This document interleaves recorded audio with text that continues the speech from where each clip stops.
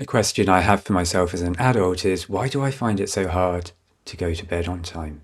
What's the resistance?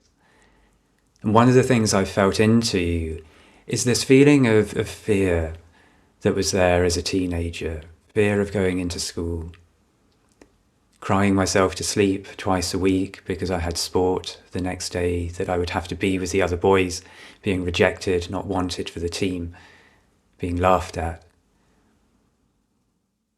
Fear of having to stand in line at the end of the day to get onto the school bus with the other boys, where they would ignore me, or even worse, ridicule me and start to tell me I was gay before I even knew what being gay was or knew that I was gay.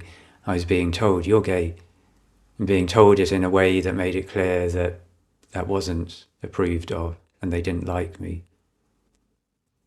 Being told there was something about me that they saw and that they rejected. These experiences of prejudice and discrimination that can start to come across to us as the culture around us sees something about us that it doesn't approve of. This is an experience of minority stress, when the majority culture rejects a minority and tells that minority, you're wrong, you're bad, you're not wanted.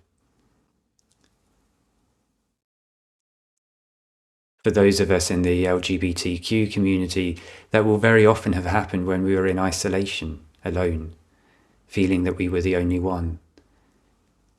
And it's that pain of being isolated, of being thrown out from the group, that is so painful.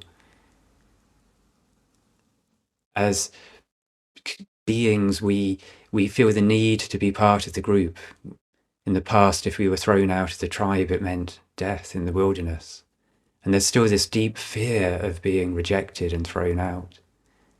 And so sometimes we'd rather reject a part of ourselves than be rejected by the group. And so, certainly for myself as a teenager, there was this period of going into hiding, of feeling I was an actor with a mask, trying to be whatever it was that they wanted me to be, just so I wouldn't be rejected.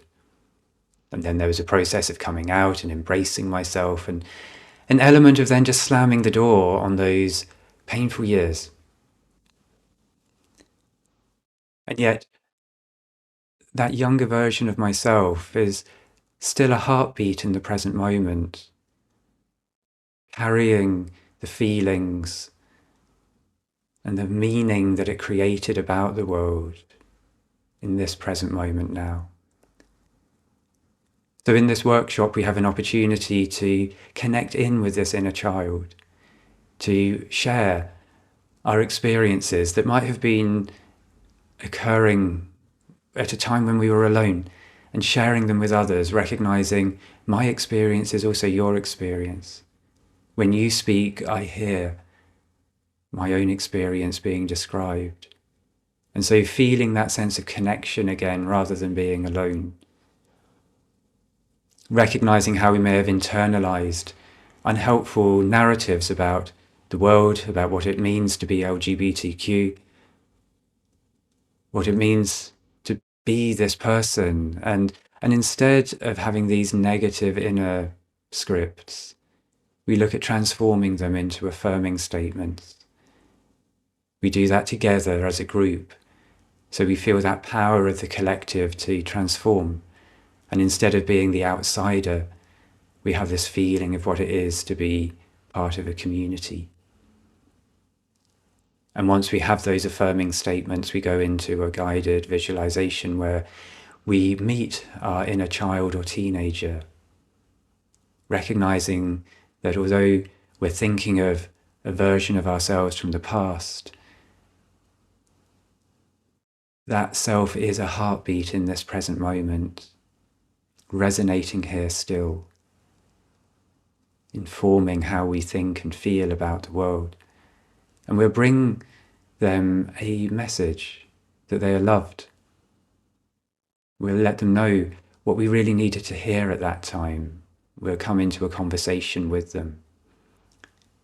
And we'll bring them these affirming messages that we've created together.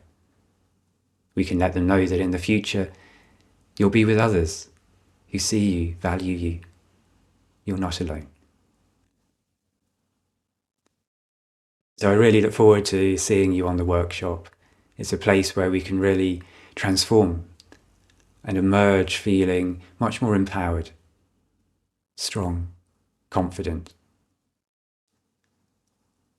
And we can continue this path of loving ourselves, fully enjoying who we are.